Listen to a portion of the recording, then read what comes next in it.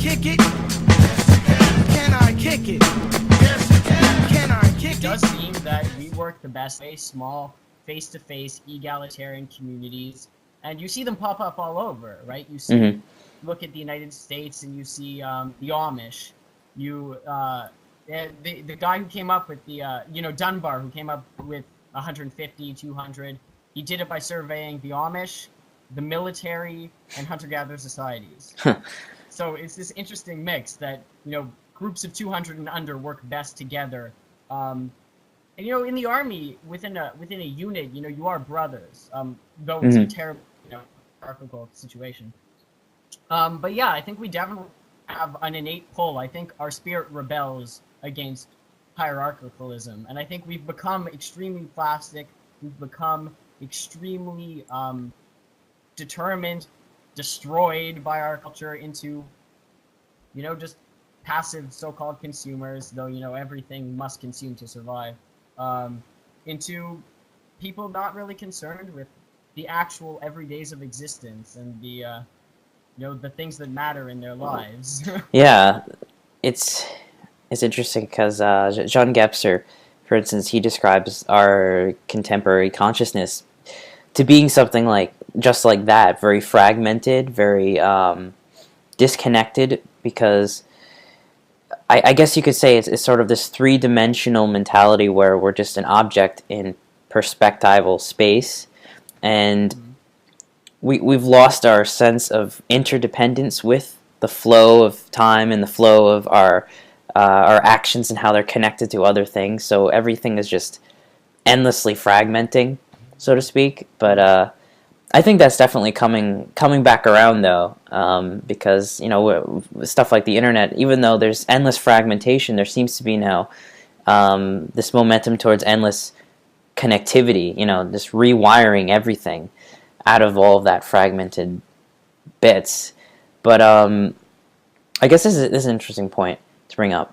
In evolution and in biology, they're talking about how cooperation is actually one of a very important aspect that we haven't really been exploring as much as we should have been, because we've kind of had this mentality about evolution that it's all about competition and survival of the fittest. But really, there's so much more going on with cooperation and interdependence in biology that you might even say that our cultural bias has been projected back into evolution with the whole idea of survival of the fittest, and then seeing that in capitalism, like, oh, we're just doing what we're doing best, and those sort of things. So maybe, I don't know, do you have any thoughts on that cooperation versus competition subject? Does it come up at all in anti-civ?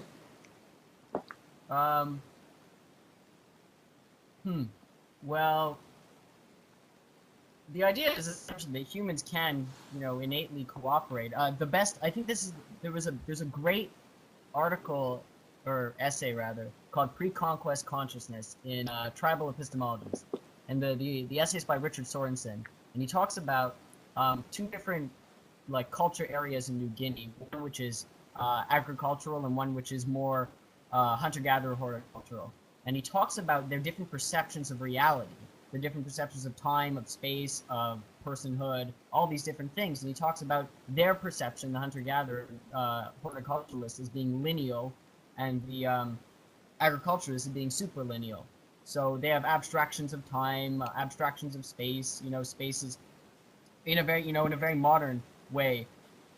Space is constructed, not like McLuhan would talk about the ancient man creating space, following space as part of your engagement with the world.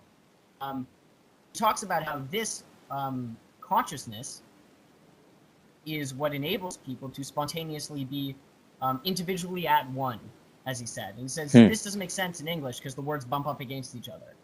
But it makes total sense in these people's societies where they can be all individuals and utterly free, but they can all be collective at the same time and work sort of as this extended organism where they link up. There are different bands, and you can go off and live with whomever you want. And it's this the way they live in the world, the liminality of it enables them to have this spontaneous cooperation. Whereas these other people, high ideas of abstractions, and they can't work together spontaneously. Yeah, I think that's really fascinating because it seems like we're kind of recapturing that mentality.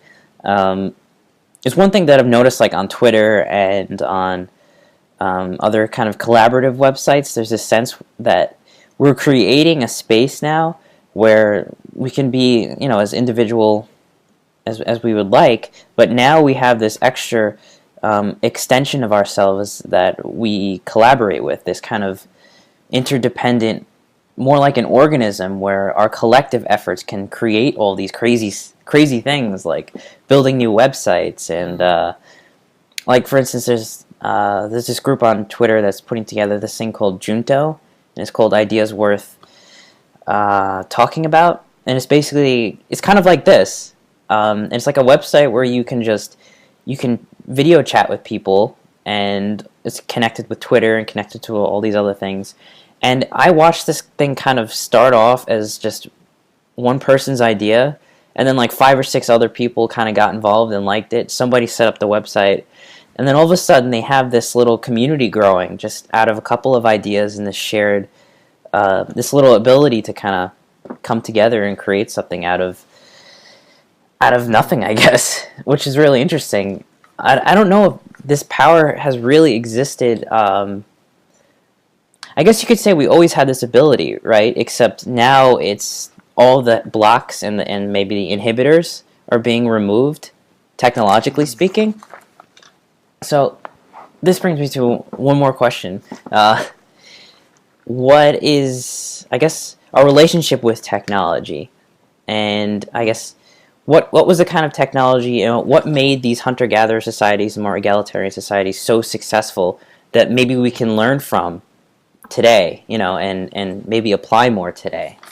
So, well, firstly, about the internet and like all this, sharing of ideas, it's extremely powerful, because ideas can be shared over and over again. I don't remember what's the term, it's a forever renewing resource in a way. Yeah. It can't be depleted, right? Mm-hmm. But the question is, will this manifest in the real world as something actual? Are people going out and, making rain barrels on the side of their houses and just talking? Talking to each other is one thing, but, action is another. Technology, the critique of technology is, I think, part of the critique of civilization, if you define it in a certain way. I think people like Mumford, Illich, Heidegger are really important for talking about this. And I think that the idea of ontological anarchism comes from an article I read which is talking about how to work on technology, and it was about how we frame the world technologically. How, we don't see a forest, we see a forest. We see rivers, we see hydro dams, or electricity rather. Mm-hmm. And it's that if we define technology versus craft, because, we have craft, other species, crows do it, chimpanzees do it. But is there a qualitative or just a quantitative difference between a digging stick to get termites or to, nuclear weapons, or is there an actual difference in category? I think that the fundamental idea of the critique of technology is there is an actual difference in category. Mumford call it democratic versus authoritarian techniques. Zerzan and Illich would talk about it being craft versus technology. And technology is the leveraging, I would say, of non-human force against the world. More than force, right? It's the manipulation of the world in a way that you create more than human force. I can have total control over pottery, over fire, over any of these things, but this computer, I have no idea how it works, and it's not an amplification of my native talents. It's this totally extended, separate thing that, lets us talk and increases successes, but amputates them, like McLuhan would say, otherwise. And this whole technological society amputates our All the people who can quest like a tribe does. Before this, did you really know what I was? Comprehend.